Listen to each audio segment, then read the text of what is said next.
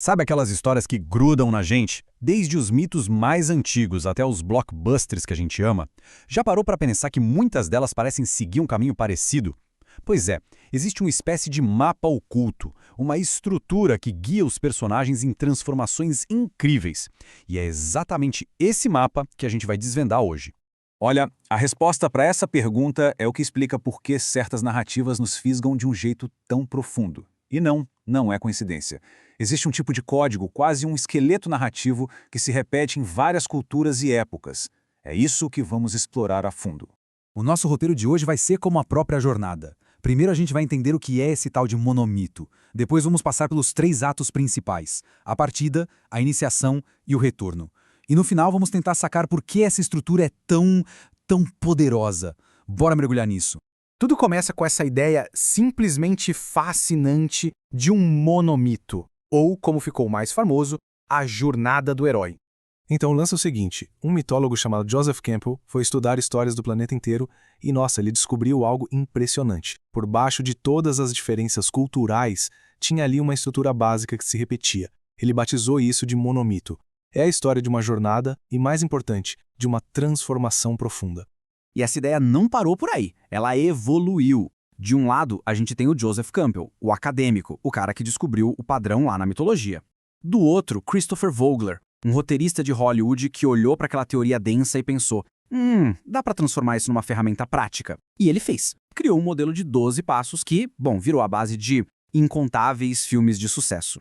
Vamos entrar no primeiro ato, a partida. É aqui que tudo começa. É o momento em que o herói é, de alguma forma, arrancado da sua zona de conforto. Primeiro, a gente conhece o herói no seu mundo comum, na vidinha dele de sempre. Isso é fundamental para a gente criar uma conexão. Aí, acontece alguma coisa, o chamado à aventura, que bagunça essa rotina. Quase sempre o herói dá para trás, a famosa recusa do chamado, porque o desafio parece grande demais. É nesse momento que surge um mentor, alguém que dá um conselho, uma ajuda. Com essa força extra, o herói finalmente toma coragem e atravessa o primeiro limiar. Ele entra no mundo desconhecido. A partir daqui, não tem mais volta. Agora a gente chega no coração da história, o ato 2, a iniciação. O herói deixou o mundo dele para trás e agora precisa aprender as regras desse novo lugar, que geralmente é bem perigoso. Nessa fase, o herói vai enfrentar uma série de testes. Vai encontrar aliados e descobrir quem são seus inimigos. Ele vai se preparando para o maior de todos os desafios na aproximação da caverna oculta, o lugar mais perigoso da jornada.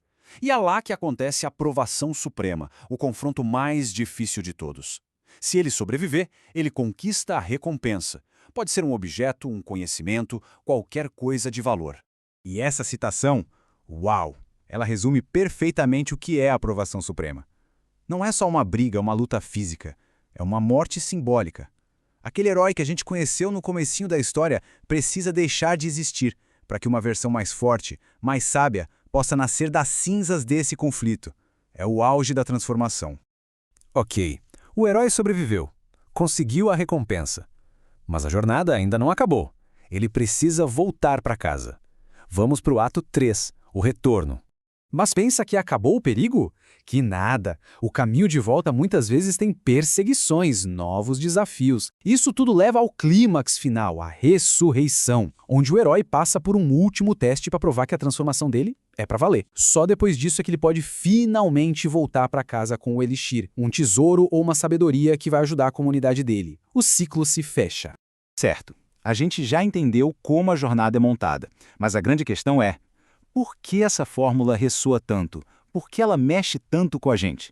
Bom, basicamente por 4 grandes motivos. Primeiro, a universalidade. Essa jornada reflete a nossa própria vida, cheia de medos, crescimento e superação. Segundo, ela garante um marco de personagem forte. A transformação é o ponto central. Terceiro, a estrutura sólida dá um ritmo que nos prende do início ao fim. E por último, a flexibilidade dela é incrível. A mesma estrutura pode basear uma comédia, um drama ou uma ficção científica. E aqui vem um ponto fundamental. Esse modelo não é para ser uma regra engessada, uma camisa de força. Os melhores contadores de histórias usam isso como um guia. Eles adaptam, subvertem, mudam a ordem dos passos para nos surpreender. Pense nisso como um esqueleto e não como a pele.